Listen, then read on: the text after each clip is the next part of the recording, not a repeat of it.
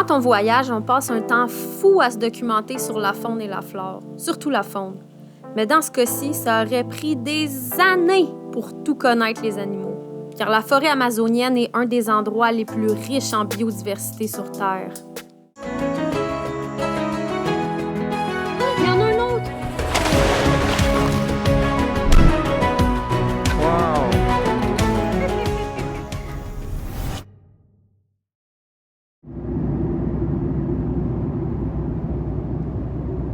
Après une escale et environ 10 heures de vol, nous arrivons enfin à Lima. Lima est la capitale du Pérou, avec environ 10 millions d'habitants. C'est une ville qui est située en bordure de l'océan Pacifique, à l'ouest des montagnes de la cordillère des Andes. Le trafic est plutôt chaotique, souvent aucun feu de circulation ou panneau d'arrêt au coin de rue. Il faut être très prudent quand on traverse, on l'a pu le constater à plusieurs reprises. Certains secteurs sont assez bien nantis, on trouve des centres d'achat, différents commerces, des restaurants et autres, mais il y a des coins qui sont plutôt des bidonvilles, des coins où règne la pauvreté. Comme dans beaucoup de villes, on y retrouve le fameux pigeon biset, le pigeon qui a donné naissance à plusieurs variétés de pigeons domestiques, incluant le pigeon voyageur. Et bien qu'en nature, il niche dans les falaises, bien il a su s'adapter aux villes où il peut nicher sur les édifices, sous les ponts, puis à d'autres endroits. On retrouve aussi la tourterelle côtière, une tourterelle qui a le pourtour des yeux bleus, comme si elle avait du mascara. C'est une tourterelle qu'on retrouve tout le long de la côte pacifique de l'Amérique du Sud. Et puis il y a un autre oiseau aussi qui est confiné à la côte pacifique de l'Amérique du Sud, c'est le Quiscale buissonnier, un oiseau tout noir qui s'acclimate assez bien des villes lui aussi. Et vous remarquerez que sa queue est plus courte que chez d'autres espèces de quiscales. Ah oui, j'oubliais, il y a aussi le moineau domestique. Lui, on le voit souvent dans les villes, un peu partout dans le monde. Ici, on voit un mâle avec sa tache noire caractéristique sur la poitrine.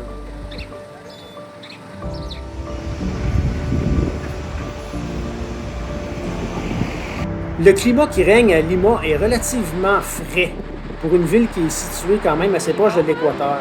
C'est dû à la présence du courant de Humboldt, un courant marin froid en provenance de l'Antarctique.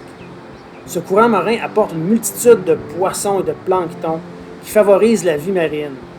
C'est d'ailleurs l'une des raisons pourquoi les îles situées à proximité sont colonisées par des animaux comme des otaries et des manchots. Ce sera d'ailleurs l'objet de notre première excursion. Bon, ben, notre premier logement, c'est à La Punta. Très beau.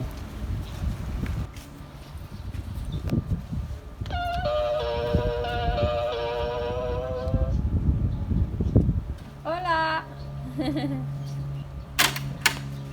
Yeah.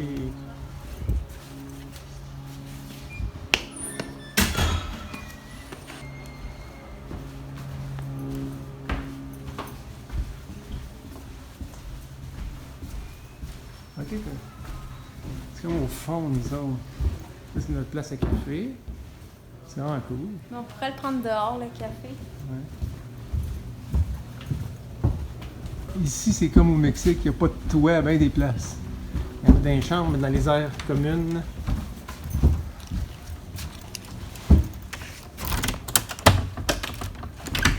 Excusez notre bordel. Tu vois, bordélique en tout est beau. Wow! Fait que c'est un petit logement très simple. On est à 2 minutes à pied de l'océan Pacifique et ce qu'on a remarqué en premier, c'est le bruit des galets qui roulent dans les vagues. C'est vraiment relaxant.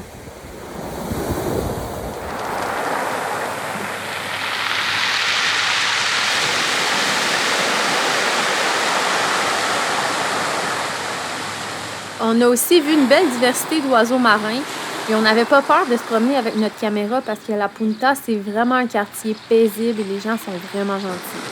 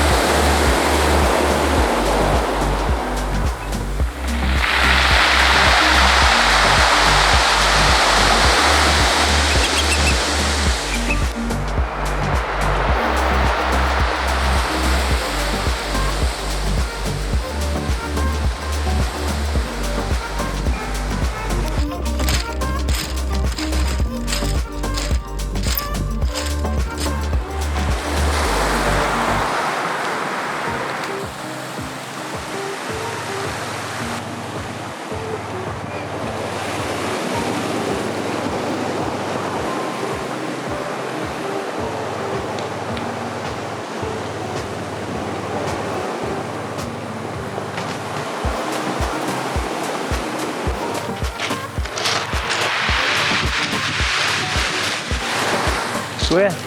Une anguille? Hein? Oui! Touche pas, wesh! Ah! C'est ça! Une anguille! Wow!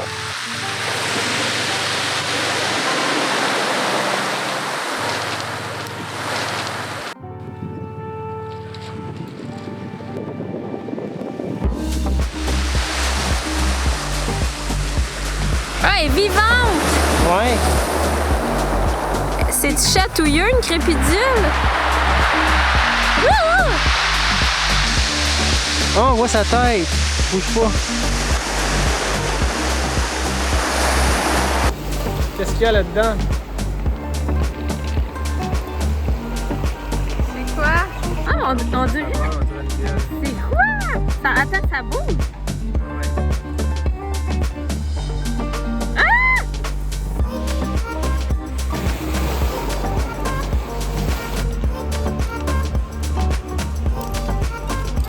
Ah! Il est là! Hey, il y en a un autre!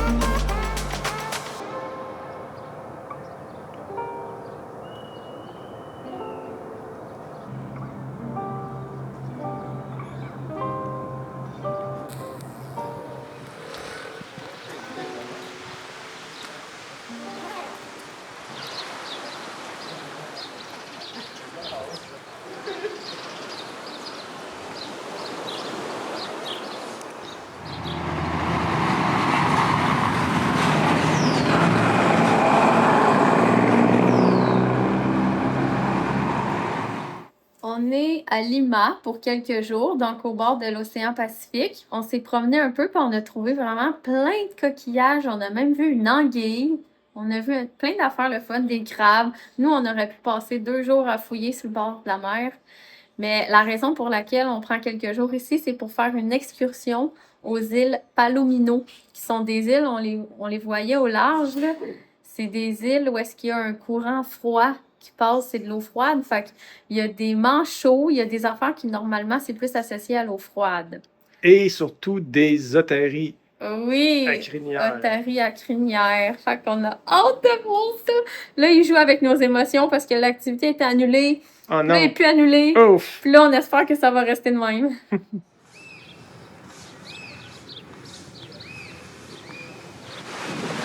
filles ont une veste bleue. Oh oh oh! C'est parti!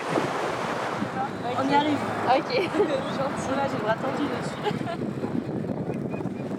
Ah, il nous donne quelque chose avant de partir. La pilule orange. C'est quoi? C'est pour le mal de mer. Ah! Highly suggest qu'on prend ça. Fortement suggéré. Je l'adresse.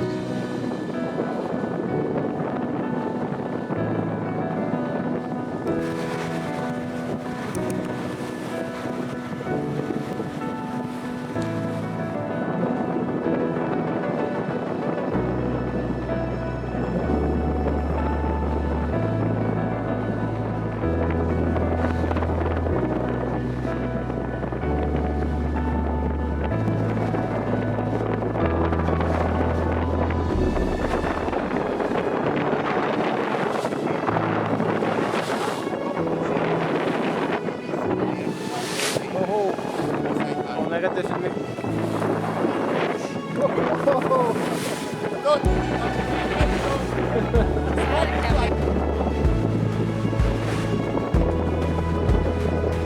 La partie droite de l'île où est-ce que c'est brun, c'est là les otaries.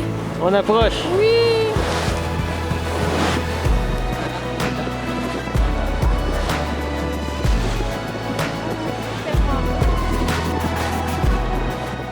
Ça pue!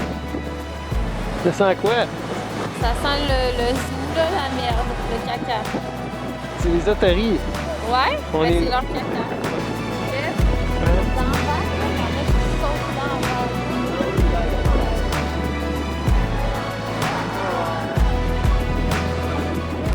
Au Québec, on est habitué de voir des phoques, mais ici, ce sont des otaries. Plus précisément, des otaries à crinière que les gens appellent aussi parfois des lions de mer.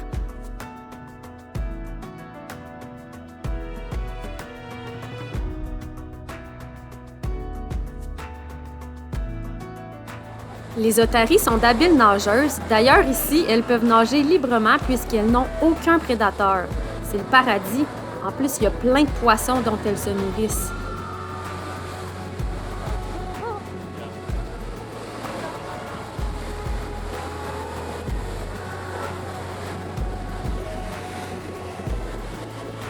Ici, sur l'île, il y a une population d'environ 3000 individus.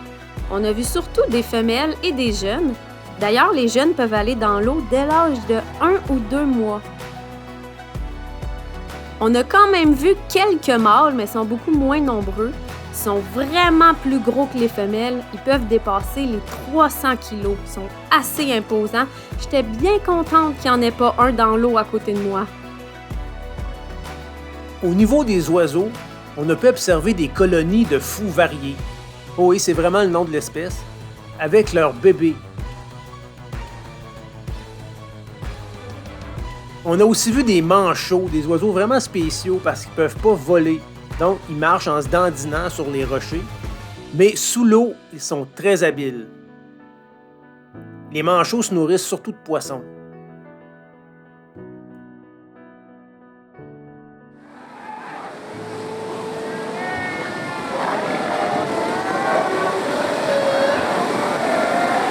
On a entendu dire que les otaries étaient des animaux très curieux. C'est maintenant le temps de le vérifier par nous-mêmes et d'aller se mettre à l'eau!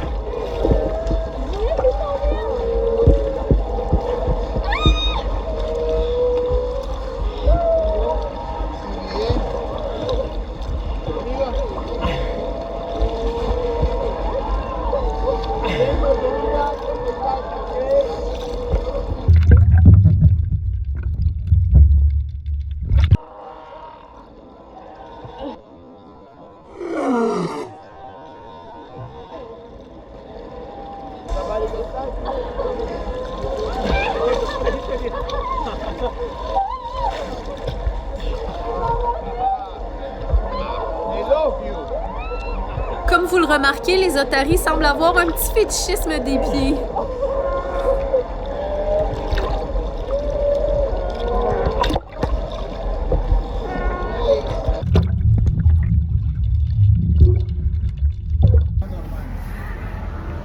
Alors nous quittons l'île aux otaries. C'était quand même incroyable. Oui, vraiment. Expérience à faire au moins une fois dans sa vie.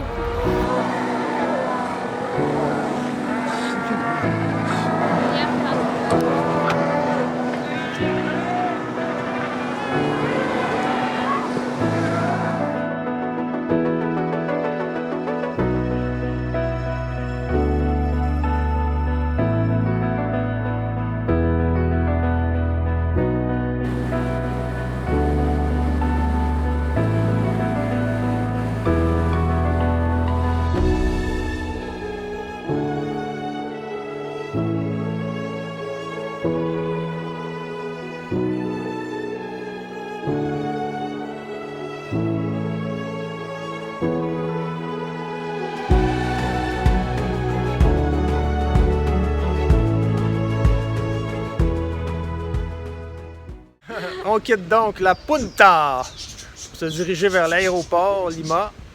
Et de là, On va prendre un avion vers Iquitos, la forêt amazonienne. Wouh!